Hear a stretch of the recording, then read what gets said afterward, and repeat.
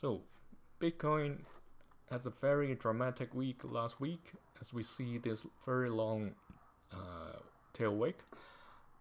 So let's see what's going to happen next and see whether we can get any signals from the price actions and the candlesticks patterns. Before getting into the details, if you're new to these sessions, welcome, and these are the key areas that I'll focus on, and they are based on two main concepts. Also, these sessions are not financial advice, they are for education and research, and also discussion with the online community, including yourself only, and please take note. So let's get started. Bitcoin weekly chart, all these tags, the Wyckoff stages, the yellow are the like separate scenario that I was trying to observe. The main thing is the blue tags and the purples. So what happened was last week the price shot below the orange line here. It's basically a line I drawn from the daily chart probably. Yeah, this I said is probably a relatively weak support level. Reason being, from the weekly chart we don't see much overlapping trading time. There was three very long green candlesticks, and whenever the price drop, it can shoot all the way down to where there was more trading activity, and indeed it proved it happens again. So however, the price returned to above this relatively weaker support line, and now it's trying to stay above it and trade between the orange and the top green line defined by the upthrust. So if we dive deeper to the daily chart, now that it returned to the short-term playground zone, we'll have to see whether it can stay within this range. So the range we're talking about is from almost 92,000 to 94,000 roughly.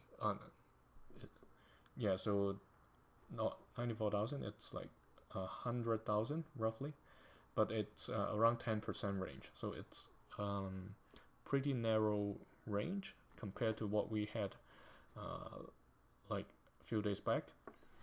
So the support levels remain the same. First is the bottom of the pink box, then the orange line, and then the yellow line. So these two are relatively weaker. The stronger one is the top edge of the larger pink box. So according to these volumes, even though the price jumped back to the upper pink box, the volume bar isn't as high as the previous red candles, the selling days.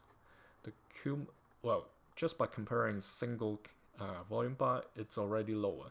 If we compare the total, it's way shorter, the green combined compared to the red. So even the macro trend is still kind of downward. So it's not optimistic at all. The only thing that the price did was try to stay within the downward trend and not go too low below it. Let's see whether it can change, or the trend can change from this downward action. So let me draw a blue box here. Not a line, I need a box. So remember I said downward flag, or like if you look at a lot of blogs or textbook, downward flag is a bullish sign for candlestick.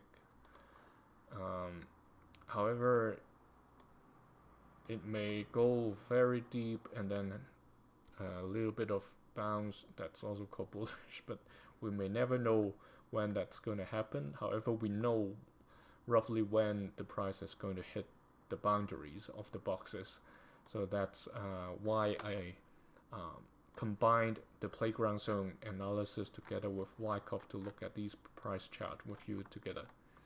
So that's pretty much it for Bitcoin. Let's see whether the downward trend is going to continue, or is it going to trade once again within this pink box short-term playground zone. So thanks for joining. See you next week.